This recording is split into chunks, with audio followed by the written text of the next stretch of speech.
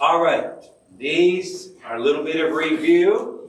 And by the way, I have a second page that I've got copies here for you as well.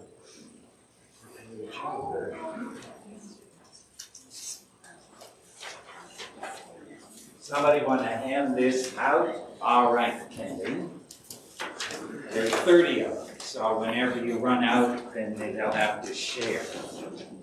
That is something that I created over the holiday. And also, I have the handout ready for lesson 5. I hope I didn't give that to you earlier, okay? And you need a handout for lesson 6 yet, is that right? Thank you, thank you, thank you. Here's lesson 5. It's available after the class for you. So a little review. How and when were these fossils formed? Flood. And how quickly would they have had to been covered up? Immediately. Immediately, because?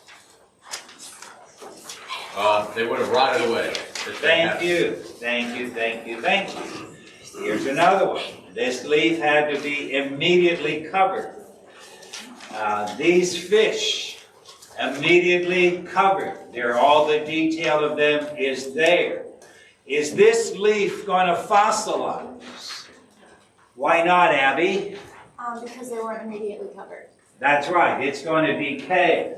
So fossilization does not take millions of years. Is this leaf going to fossilize? Why not? You are correct. It's not being covered. Here are some ice fossils. Isn't that interesting? I think that is the same pattern that you have with the real fossils that we have. And last night, if you were outside and there was a leaf, maybe one of them would look something like that. This would be a cast fossil. Well, this insect fossilized. No, it's being ravaged by scavengers. Thank you. It's nice to look at that after dinner, right? Look at that. Isn't that beautiful? All fossilized immediately. Another cast fossil. Here's another fossil. I just show these to you children, you adults, because we're going to really take a serious look at these things right away. This would be an imprint carbon copy that you have. Look at this. What's happening in this picture? He's eating dinner. So was this slowly covered up? No. No, that had to instantly be covered, and he's eating, or she's eating, another fish. That is right. What was this animal doing when it got covered up? Jumping? Probably. You see that he's trying to turn, right? What does that suggest? He's swimming. All right, he's swimming. Trying to get away from something. Trying to get away from something that's coming against him. That's what we believe is happening. How about this animal? Covered instantly.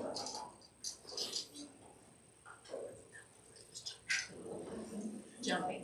He's jumping, he's running. There's something there that he's trying to get away. How about this one?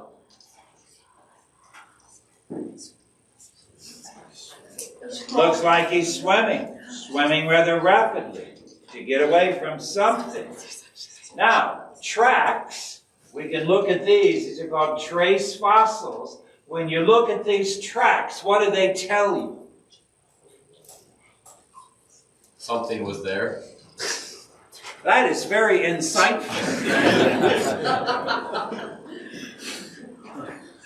Looks pretty heavy. It's a big animal, heavy animal. All right? Is he walking slowly or fast?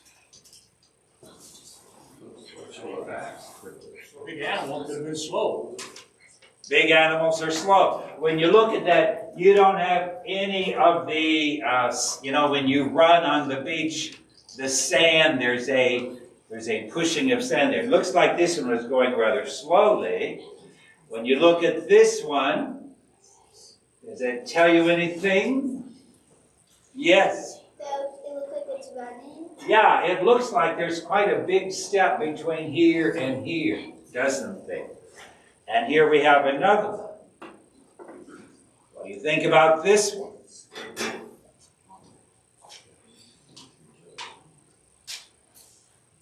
Nobody thinks about it, right? Walking. Walking, probably. How about this one? Running. Running. This one's running away from something. Very, very excellent. How about this? Is this animal track, see, walking slowly or rapidly? These are the toes. This is the back of the foot. To leave that impression, you would be running. See, there's more pressure there on that. So God has hidden fossils in various places in and on the earth. And so, by the way, do you all have your papers? I think I have some left over in the other room. Anybody need a copy? All right. Where can we find fossils? And that's what we're going to be looking at now for the next little bit of time. We find them in sedimentary rock. Give me an example of sedimentary rock. Sandstone. Limestone. Others? Sandstone. It's soft rock. It's formed by sediment. We also find them in sediments. What's the difference between sedimentary rock and sediment? One is dirt, the other's a rock. Yeah, one is still soft. One is not solidified. Thank you. We also find them in fossil traps. Amber, sorry Amber, but amber is a fossil trap. And I'm going to show you some pictures of that. And we find them in ice and frozen ground. By the way, you know of any fossils that have been found in amber? Amber is, it's not tree sap. It'll remind you of tree sap. Have you seen any fossils in amber? Okay.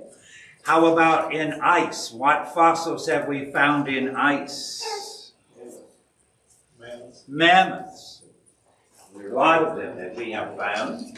And then another place we find them is asphalt traps. They're sometimes called tar pits. That's where we also find them. Now, I want to just show you some really good fossils here. Some fossils are encased in sedimentary rock, and this would be an example. This was covered by sediment very, very quickly, but that sediment has hardened into rock, and that's one of the really great detailed fossils we have found.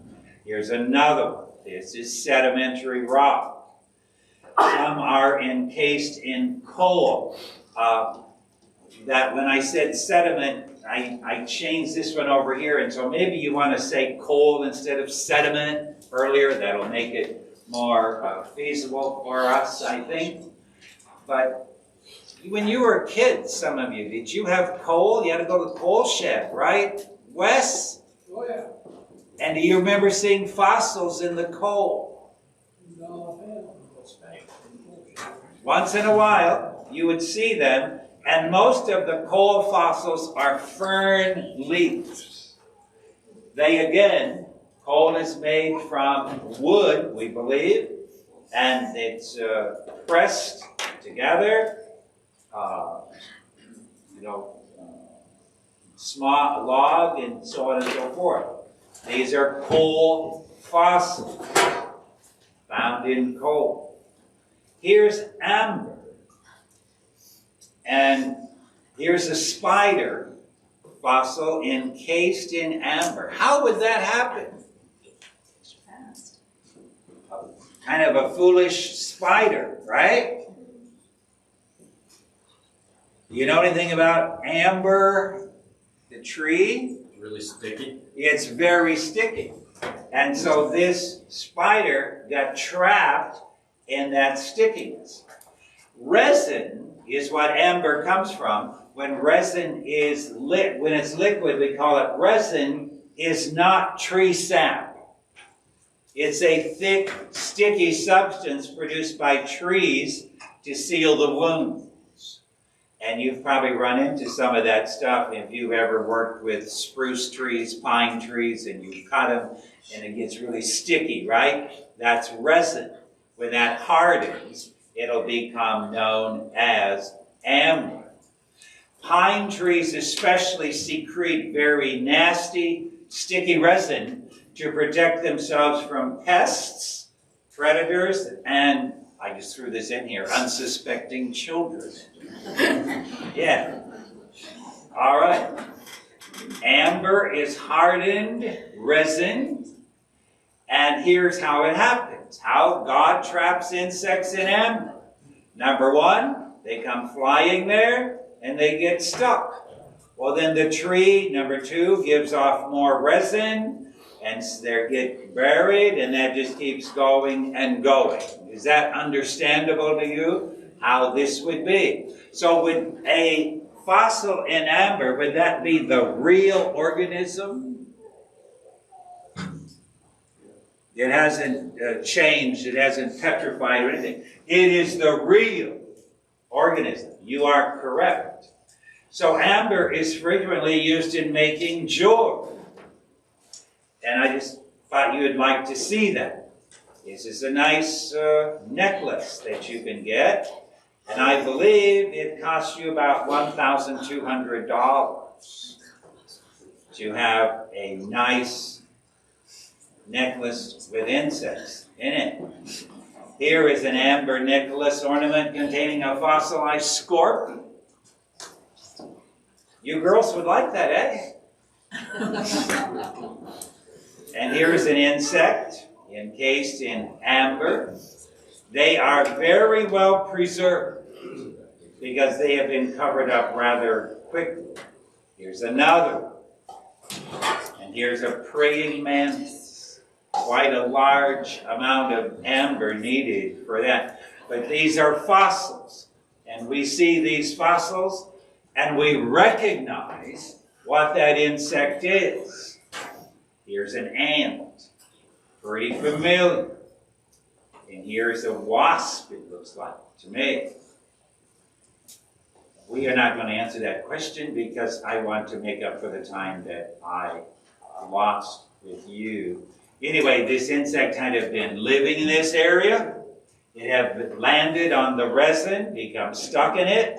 It had been covered immediately, completely, permanently with additional resin.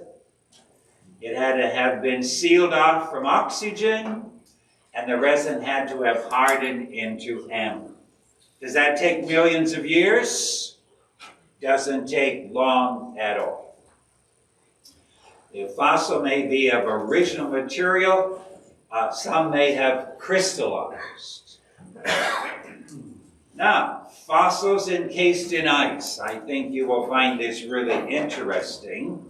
And the mammoth is the most familiar one that you have. It's of the elephant kind. It was a hairy elephant. We found mammoth bones just south of Pella, Iowa. I think not too far from where you Halls live. Do you know that? Actually, Dan knows the guy who's Leighton. Wow. Oh. I don't know about South Dakota. Oh. Yeah, I think there, south of Pella, they found one of the larger mammoth bones sometime or other. So no, you're not farming out there, are you? You're just enjoying life out there. Yes, Benjamin? They found the mammoth when they were doing that pipeline south of Oski somewhere. Yeah. Really? Our neighbor works on the pipeline. And I think I remember that now. You saying that. I read about that. Thank you, Benjamin. So the mammoth's a little taller than the elephant in this picture. Where you have the red dots, this is Siberia. This is Russia and so on. This is where we have found mammoth fossils. The yellow ones are where we have found what they call woolly rhinoceros. Whether you're familiar with them or not, they lived and we have samples of them. This would be the mammoth, and you have the woolly rhinoceroses over here. But what's wrong with this painting? Yes. It was painted, so you don't know if it's true or not. Is it true or not? Do you think, is there something wrong in this picture? You don't know if it's true or not. We don't know for sure. Aaron? Well, all the yellow dots were south of the equator, but You know, I have to get a hearing aid one of these days. Say it again. all the yellow dots were south towards the equator, weren't they? Yes. So there's snow, and so the Yeah. hairy rhinoceroses. You see, when you go to uniformitarianism and you look at what that area looks like today, these animals could have never survived in this kind of a situation. This all had to be, at one time, a grass, warmth. You probably know we've found mammoths with one of them still has a buttercup flower in its mouth and in their stomach. All of the food that they just ate is in their stomach. And so this is not presenting that kind of thing at all. This is a real photo taken in 1901. This mammoth skull, here's his feet, one of them, they are digging it out. His name is Berezovska. And what has happened is that with the frost, these fossils are raised up. But wild dogs find the fossil first. And so they have eaten all of the meat off of the skull of this mammoth. Understand that? And so this is actually his right foot and shin. And this is actual mammoth hair right here. This was still in the permafrost. The dogs had not gotten to this part of the mammoth. Today, you can see him in a museum, but all of this is reconstructed to make it look like we believe it looked. The tusks would be original. This foot would be original also. Now, they have him displayed this way in the same form they found him. So it looks like he's been pushed over. Yes, Candy? Didn't they find mammoths in Iceland that have like everything, like their tusks? Yeah, we have found complete mammoth fossils. So what does their tusks actually look like? Their tusks look like? I think this is pretty accurate right here. Good question.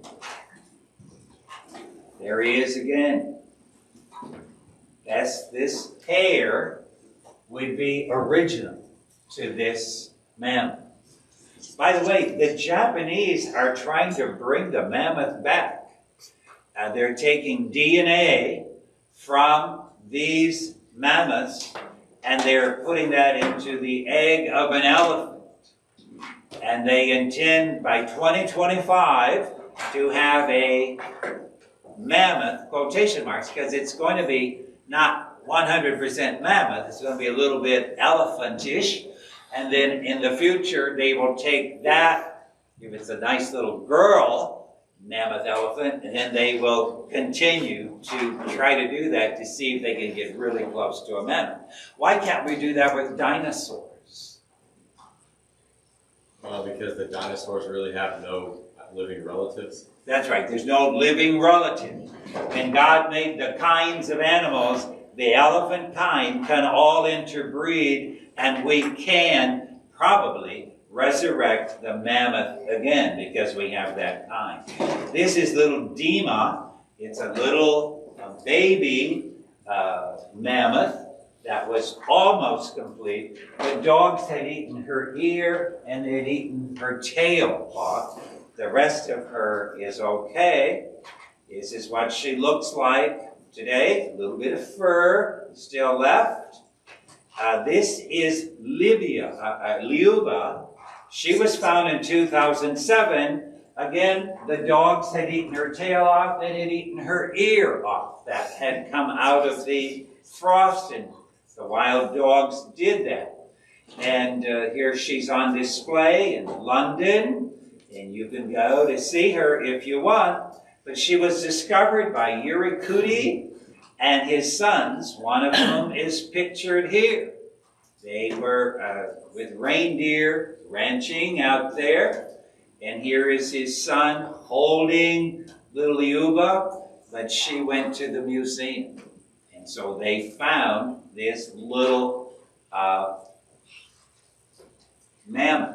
This one is not Liuba, but you can see all the fur, all the hair that these fossils still have on them. So we have quite a bit of information of what these look like. This is an artist's conception of a baby mammoth. And here they are. I thought you kids would just really enjoy seeing it. This is a woolly rhinoceros. They lived up north. This variety did in the colder weather.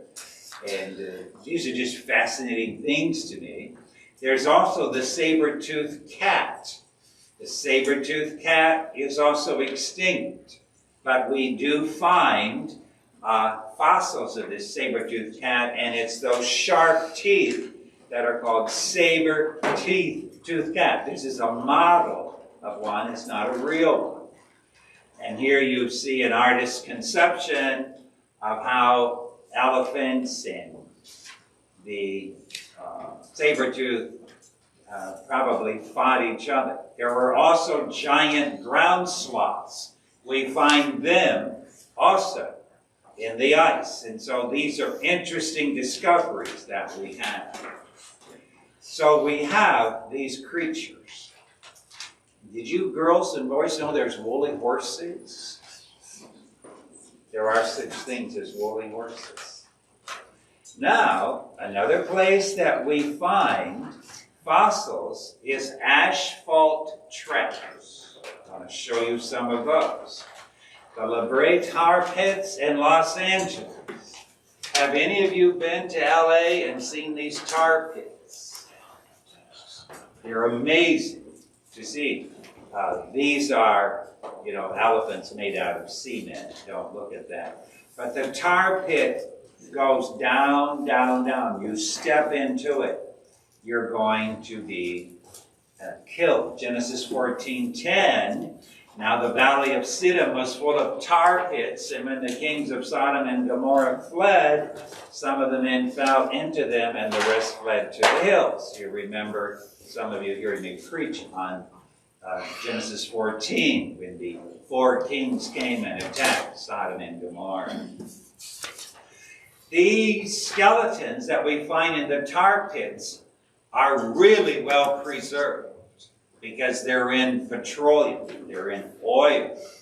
And so these are all from the tar pits, and we, just amazing what we find. This is a bison that was found in the bottom of the tar pit. These animals evidently walk into the tar pit and they cannot get out of there. It's death to them. This is an American lion. We probably didn't realize there were lions living in America, but we find their fossils in the tar pits, and so we know that. All right, number 26 on your paper, about how old can the oldest fossil be? 5,000 years old. And why do you say so? Because the flood and the fall men were traveling around that time. You are thinking very, very well. No fossil can be older than the sin of Adam. How many years ago Adam sinned? I like your answer very, very well. We're going to probably say from 6,000 to 7,000 years, but I like how you think And we have this verse, let's read it together. Therefore, just as sin enters the world through one man, and death through sin, and in this way death came to all people because all sinned. Could there be a fossil before death? Not possible. Thank you. Love how you talk. Now, this is on your page that I just gave you. It's called page 3 of 3, because now there are 3 pages today. All of this stuff is interesting, and I just thought you would enjoy it. It's profitable. But the real purpose of this course is, how do fossils confirm Genesis 1 to 11? How do you, and I look at fossils and say, well, they confirm Genesis. So number 27, do fossils exist in the past or in the present? Just keep your mouth shut. I don't want to embarrass a soul. But circle on your paper. If you think it's past, circle past. If you think it's present, circle present. Do fossils exist in the past or in the present? And I hope that you circled the present. The reason is we cannot dig up the past. We only live in the present. We believe that fossil's been there for years, but all we know is that what the fossil looks like today. We don't know what it looked like in the past. All fossils are in the present. Make sense? Okay? Number 28. What is the origin of every fossil?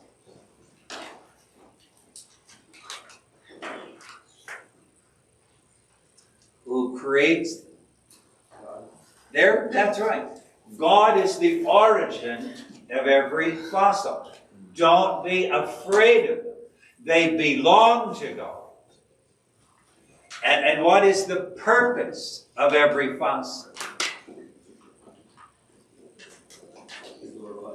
To glorify God. The fossil glorifies God. The fossil gives praise to God. The fossil reveals God's power, God's wisdom, God's beauty, God's glory. Don't give fossils over to the evolutionists. They belong to God. And I didn't write answers to that. I think you can summarize that. Number 29. How many complete fossilized skeletons of dinosaurs and other large prehistoric creatures have been found? Complete fossilized skeletons of dinosaurs and other large prehistoric creatures. Ben, what do you think? None. Who agrees with Ben? You should all get your hand up because he nailed it. We have no complete fossilized skeletons of large animals. There are none in existence.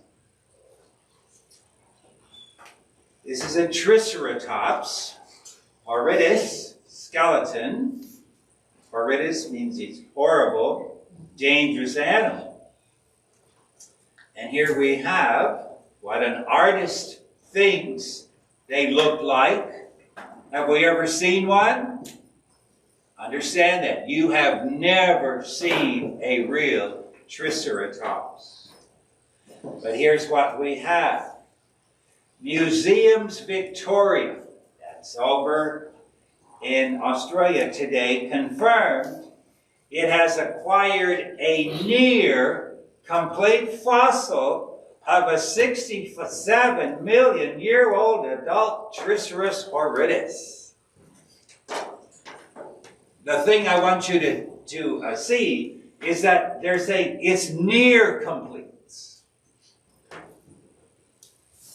At 87%. The specimen is the most complete, most finely preserved Triceratops ever found, including skin impressions, tendons, they hold muscles and bones together, and the complete skull and spine, 87%. That's a lot.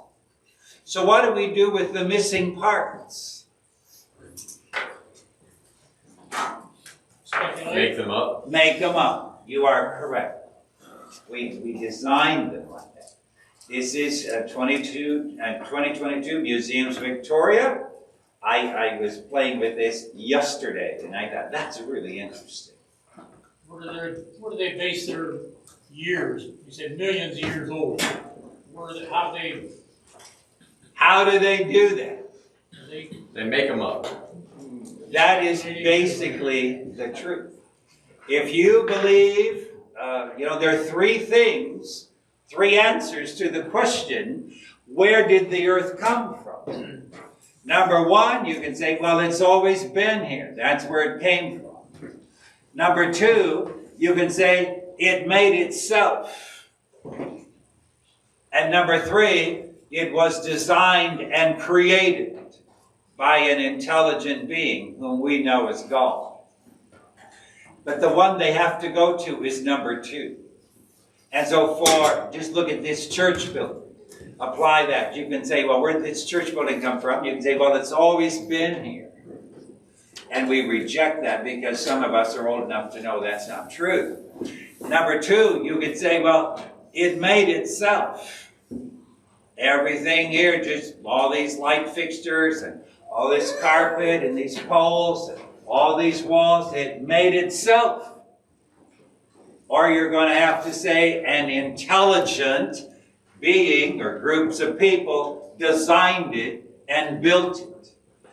But you reject God, you reject the designer, you only have one thing left, and that is it had to make itself. And so how can something make itself? And when you look at the complexity of all of these animals, you need millions and millions of years. And you and I know that isn't even going to do it. Because it all had to be designed. It all had to be created. But the evolutionists find security in millions of years. Because maybe it could have happened over millions of years. I'm glad you asked that question. Because I think that's the question every Christian has to answer. What's the foundation of their theory? Thank you, Henry. Mr. B? Yes. So that skeleton that was 87% complete, what's missing? I mean, what's the 13% that they don't have? I cannot answer that question. It's probably smaller bones is probably what it is. They found the rib cage, they found the spine and so on, but there are parts of those missing. Yeah. We can assume, I believe, that the shape of the Triceratops is rather accurate, but we don't have a complete fossil. And where did they find that one that was so complete? Oh, I am sorry, I read it and I don't know. I don't think it was in Australia. One scientist estimated there are only about 2,100 good skeletons of any dinosaur in museums around the world, but a complete skeleton is another thing. It's not like a model kit that comes with all the parts included. We have about 15 good skeletons of Tyrannosaurus rex now, including 2 that are nearly complete. And Tyrannosaurus, that's a lot compared to most dinosaurs, which are only known from look at this, a single tooth. What do you kids think? You found a tooth. I don't think you could draw me up from just looking at my tooth. No, we wouldn't get that tall. It's just like you finding a bolt on the highway and say, oh, I can draw the vehicle that this came from. It was a pacer. What you have when you find a bone that doesn't fit any other thing we know about, or it doesn't fit any of the tooth, then they come up with the idea, well, we still have to, that must be a new kind of dinosaur. And so here's the Tyrannosaurus Rex. We think this is what they look like, but we do not have a complete one. Al, just John. to add one more thing, right? So we talk about dinosaur bones and skeletons and fossils. Human skeletons are even more rare, right? And you get a lot of myths out there because, like Nebraska Man, or I think it was Nebraska Man, that they have a tooth and a bone, and they've reconstructed a whole person, or the idea of a whole person based off of. John, I really appreciate it. And the tooth was actually a pig tooth. Right. Did you all hear that? They have a bone and a tooth, and they made the Nebraska Man from that. Because they need to find, they're called missing links, because we don't have the evidence. And so those things are missing, we haven't found them. Evolutionists turn to the fossil record in an effort to identify transitional stages. Boys and girls, transitional stages, we mean, well, how did we get from a monkey to a human being? So there's got to be some steps between it. Those would be transitional stages. There was a skeleton found in Africa called Lucy, and it was supposedly the greatest skeleton found of a transfer between ape and man. But after decades of research, there's like bones found in it that are proven to be baboon bones, and some were proven to be human. Yeah, Lucy is a complete fake. And maybe, 20 years ago, Lucy was held up as, here is the missing link that's going to help us. And it was all a lie. So when they can't find transitional stages, when this fails, they turn to living organisms, hoping to reconstruct evolutionary transitional forms from living examples. So look at these animals, look at these animals. Do you see there is this transition? Well, if that fails, they turn to artists who will illustrate what they believe the missing transitional forms of the evolutionary progress look like. And we have a lot of artistic drawings of things, and that's supposed to convince you. That's very familiar. You know this one, right? None of these exist except this one over here and this one over here. These are all transitional. Do they exist anywhere in the world? Only place they exist is an artist's conception, and this is very common in your textbooks, secular textbooks. But they don't exist. Here you go, the theory of whale evolution. And whales came from, I've heard they come from cows, but here they got this kind of a tiger-like thing. And you just see how whales have developed over millions of years. Artist's conception. And you're just supposed to swallow that and say, wow, that's really something. And so that's what we're being taught today. Here's another. Look at the skeleton in these. And so they just try to keep stretching it out. Well, from this, to get to this, you're going to have new information. There's got to be new information in the DNA.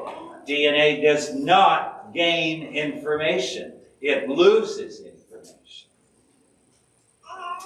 And when the artist fails, they claim that the transitional stages were unlikely, and so they are rare, they're unstable, they don't last long, and they occurred quickly, and they didn't leave any fossil evidence. That's the way they're going to go. Well, we now know that these transitional forms happen very quickly, very rarely, but they didn't fossilize. Yes? And that's very self-contradictory, because they say it takes millions of years. If it has to happen quickly, and it if it has to happen quickly, and it doesn't leave fossil evidence, they contradict themselves. Kendon, you're just so refreshing. It's wonderful. I'm Caden. Your insight. That is wonderful. Thank you. A, fossils confirm the catastrophism. That big word, catastrophism, means the catastrophe of the flood, capital T, capital F, and they refute uniformitarianism. Fossils confirm genesis. How would you explain that? How do fossils confirm the catastrophic flood? Because the flood is denied.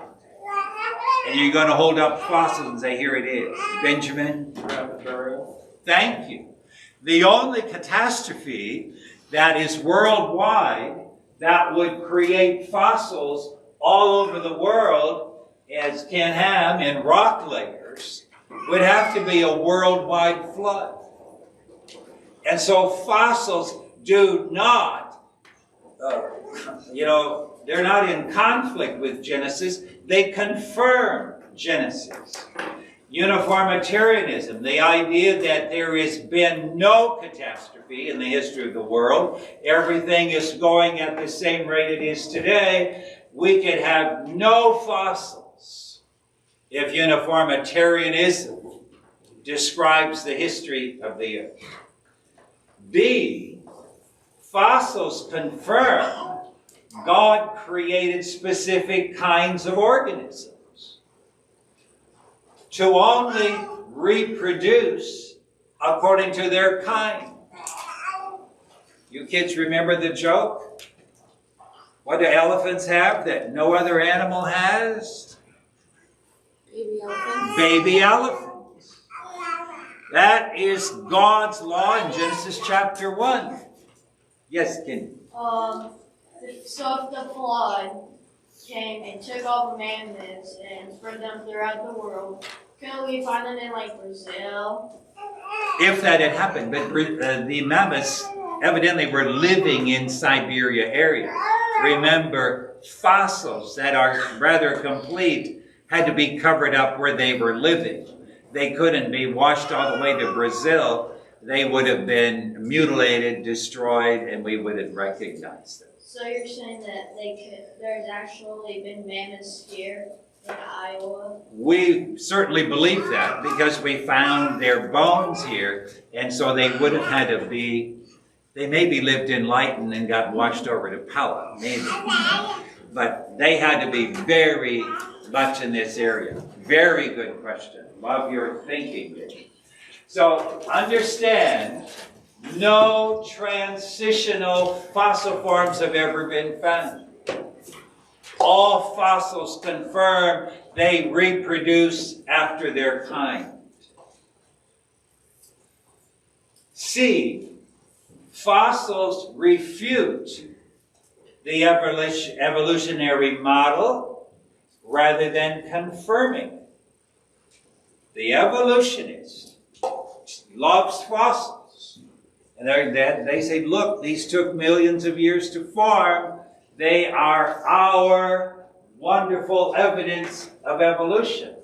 The truth is, they refute it because there is no evidence of change from the fossilized organism and the present-day organism. I want to show you some pictures of that.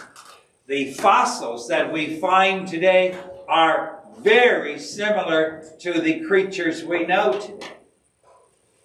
There's not been change in them.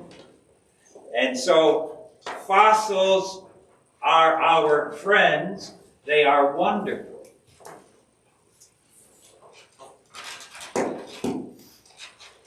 Russ, you want to move that clock back about 10 minutes? Sure. Yes, sir.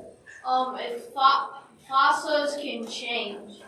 Like in dogs, you can see different kinds of dogs. Like some that have Yes. smaller snouts, some that have longer. Yeah. Are we still seeing like a little bits of change? Yes. We're going to get into that when we talk about how did all the animals fit on the ark. That'll be a really fun one. But the fossil record reveals that animals have not evolved. I want to show you. Here's a modern day iguana. There is a fossilized iguana was covered in the flood.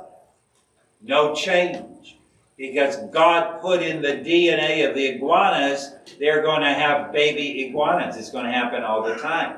Look at this spider. It looks very similar to the fossilized spider. There is no change from one organism, one kind to another. Here's a plant that they thought was extinct. They found it again. But the fossil and the plant are the same. Look at all of these. The sand dog, the jellyfish, the lobster, the nautilus. You have the polycotton and the horseshoe crab. All of them still look the same. There's no change. They confirm the Genesis account. You have this, we have the pine tree already, but the ferns, the dragonfly, frogs haven't changed, human beings haven't changed, chickens haven't changed. Fossils confirm the Genesis account. And we will talk about extinction next week, okay? A biblical view of extinction. And then, Ivan, you sent me a really interesting thing from Fox News. Maybe more of you saw it on Fox News about some modern evolutionary scientists are now saying there could have been an Adam and an Eve. And that's in this program too, and we'll pick that up next week. And I really thank you for sending that to me. Let us pray together.